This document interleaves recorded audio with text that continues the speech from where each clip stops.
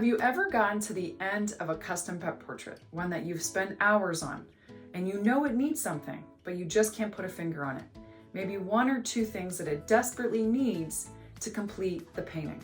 Hello and welcome. My name is Lauren with Lauren Elizabeth Animal Art. I'm a pet and wildlife acrylic artist and instructor, and this is pretty epic because I have 18 custom pet portraits to show you here, guys. I'm gonna give 20 things that you wanna include, if you already haven't, in your custom pet portraits to help complete the painting.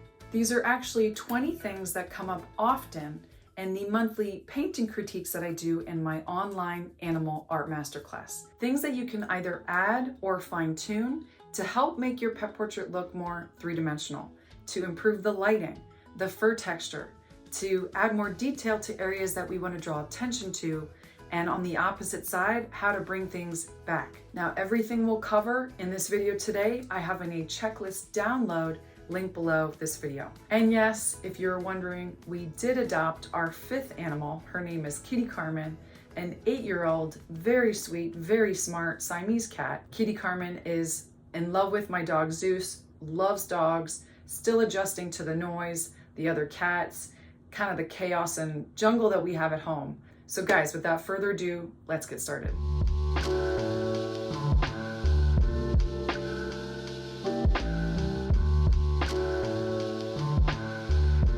All right, so again, that pet portrait checklist is in a download linked below. Let's begin with ears. Something I see artists do a lot is they don't make the area behind the inner ear hairs, like I'm applying now, darker in value than the hairs themselves. Pet ears like this that are full of inner ear hairs, especially long ones, are going to be creating a shadow inside. So keep that area behind the inner ear hairs dark. Then, using a light gray or even a light blue or light violet, use a very fine rigger brush or liner brush to one at a time layer in those individual inner ear hairs. And get this, I see a lot of artists get this wrong. You're not going to make these strands perfectly straight.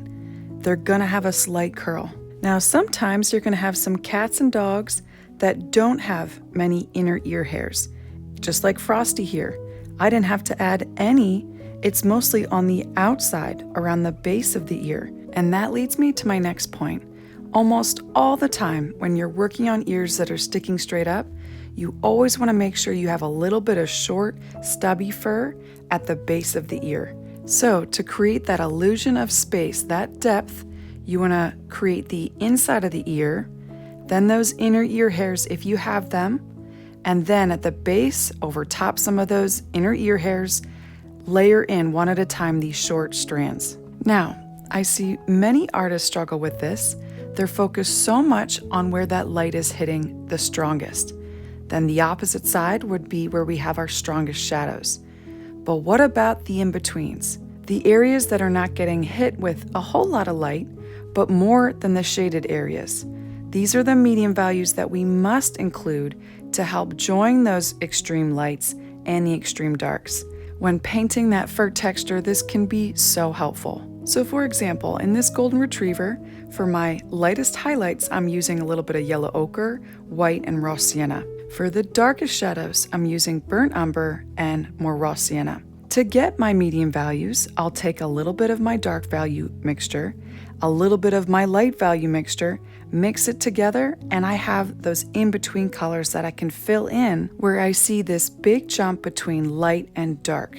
In my 12-step pet portrait painting system, what helps me is I start with the darks, then I move to the medium values, and then I add the light values. And I do rounds of this, sometimes 10, 20, 30 rounds of this to create that gradual progression from dark to medium to light in value. Now, if you'd like to see my 12-step pet portrait painting process being demonstrated over and over again with paint-along, real-time, step-by-step tutorials, I encourage you to check out my online animal art masterclass. It was actually animal art therapy that was a beneficial tool for me through recovery, through anxiety, depression, and addiction many years ago. And that led to the birth of the masterclass, which now helps creatives master pet and wildlife acrylic painting technique while reducing stress. I've made it so that even the beginner can join. It includes my creative color guide, my pet portrait commission course, my drawing system, but also almost every tutorial includes a traceable and/or drawing instructions. So if this would bless you or a creative you know that's really struggling mentally, I have links to the masterclass down below. Now, when you're working with a pet that has what I call a connected part, something it's wearing or that is touching the pet, say the owner's hand, or a bandana, or a collar, or a leash, whatnot, you never want to forget, once you've painted that connected part, especially if it's embracing the pet very tightly, to layer individual strands over top that connected part. And let's say you make those strands too thick, they just look too clumpy. We'll use that collar or that bandana, that color that you used, cut in around each strand to thin them out, because when doing fur, you want the very ends to be the thinnest point. But what if you're working with an animal that has extremely short fur, like you can hardly see their fur texture? Well, take advantage of any folds and indents you see in the skin. You never want to just paint this one color or two flat looking pet.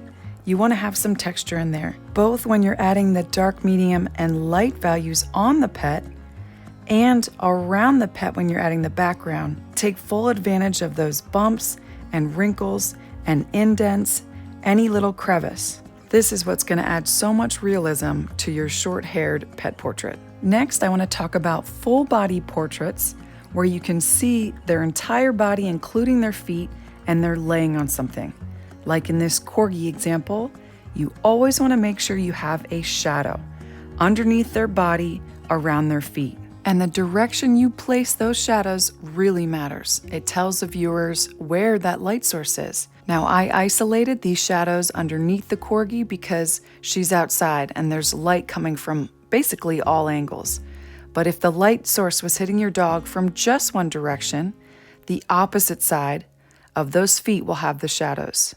Next, I want to talk about really holding off on using your smallest brushes until the very end. I struggle with this a lot. Now, it definitely does depend on the type of fur, I must admit. It varies.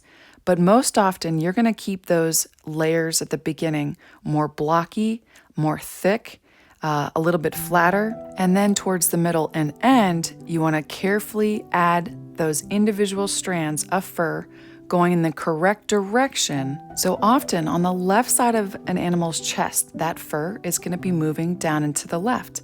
On the right side of, see, their face or their chin, that fur is going to be moving down and to the right. Now just look at that left ear. That fur texture is moving down and to the left. That right ear moving down and to the right. So direction is just as important when you're layering these flatter, more shapely brushstrokes to the thinner, more refined lines. Now let's talk about the mouth, the tongue, and the teeth specifically. I will often see artists leave out the highlight on the inside of the mouth on the left and right sides of the tongue. I see artists often highlight the outside of the tongue, like the end, makes sense, it's exposed to more light, but we also want to get the far left and right on the inside. Now, how we can blend that nicely to that dark shadow on the inside of the mouth is just by adding a bit of black or a dark gray to the color you used for the tongue. I like to use permanent red, white, and a bit of raw sienna for my tongues, the pet tongues, and then I'll just blend that in with some dark gray and bring that shadow all the way down in the center of the mouth as it gets lighter towards the outside of the tongue. Meaning I'll use a little bit more of a lighter gray with that red for the line in the center of the tongue closer to the end of that tongue. Now for the teeth, I never recommend just painting those teeth white. Yes, young puppies are going to have beautiful white pristine teeth, but even then you don't want to use just white. Use a light gray or a gray with a bit of yellow ochre in it to fill in the teeth and then outline them with a medium to light gray. And now for the snout. With dogs that have a little bit of peach fuzz, a little bit of scruff, and short little whiskers around their snout, I highly recommend you don't leave that just flat. Now, if the pet is far away in the painting, you're likely not going to see this kind of detail. But let's say you're painting a neck up view like Maisie's portrait here, I say definitely add it. Once you've applied a base, then go in with a rigger or liner brush, very thin bristles, very few bristles, to create those short little peach hairs that are almost like whiskers, but not quite. By the way, if you'd like to see Maisie's paint along tutorial on YouTube, I'll link that down below. Now let's talk about that nose. This won't always be the case. It depends on the dog, it depends on your light source, it depends on how close you are to the pet. But do not forget about those subtle highlights, or in this case, those very loud highlights, curving around the nostril. They might be so subtle you can hardly see them. But if you do see them, I say paint them. Sometimes there'll be little dots of highlights, sometimes they'll be more linear, but they will most often curve around the nostril on the outside of it. And if you're zoomed in close enough in your painting, you'll have another shadow behind that highlight leading into that nostril like you see here. Now let's talk about the eyes. Always remember that if you can see the iris, that's the colored part of the eye, you want to paint it.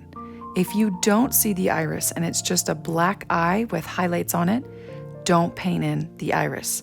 We can see these all black eyes when there's a lot of fur surrounding the eye, creating a really dark shadow. And when we add an iris to that, it just doesn't make sense. Because of the lighting, because of that fur creating a shadow, we should not be adding in an iris.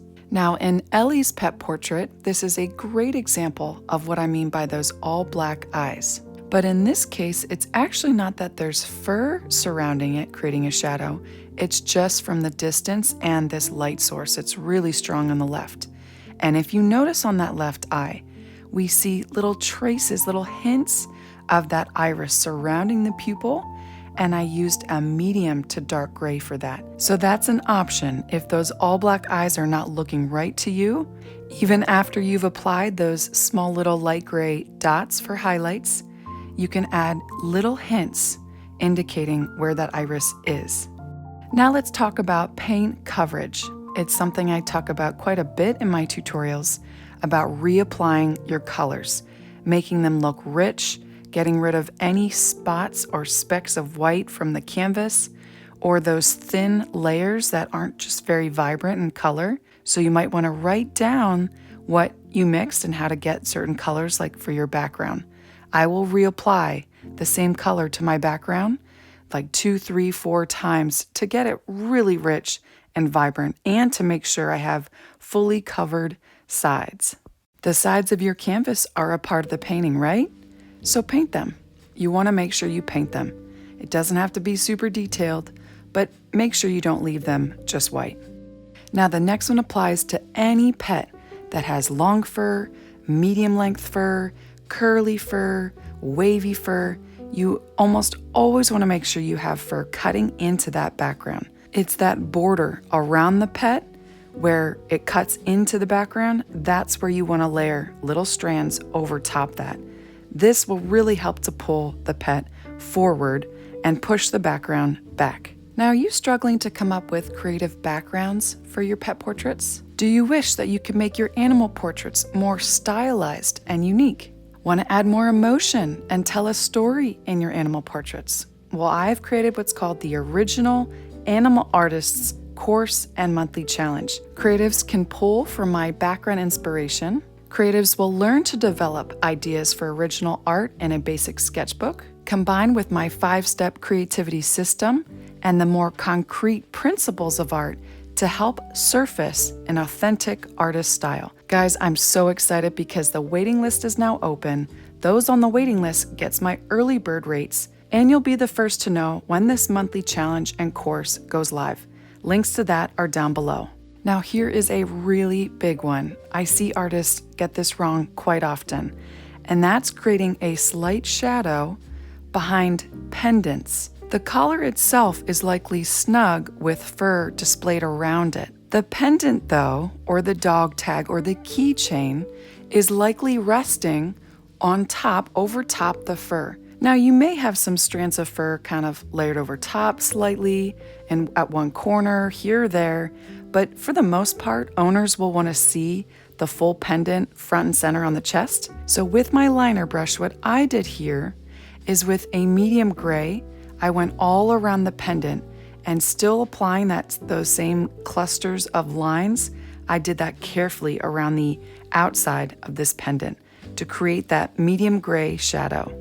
Now let's continue talking about white fur in this example here. Sorry, I don't have great footage here. To avoid a pet portrait looking kind of flat in a white against white fur area, like around this chin and chest area on the cat, use a medium value to break those two parts of the animal up. See how I made the chin much lighter, then I created a medium value beneath that chin, and then went back to making lighter strands. I see creatives struggle with this quite a bit. As well as feet. This is my least favorite body part to paint in an animal. I really don't like painting feet, but when you want to separate each toe, and if you can see them, just because of the distance, if you're doing a full body portrait and you can see the claws, outline those claws. Keep that line very thin, separating the toes.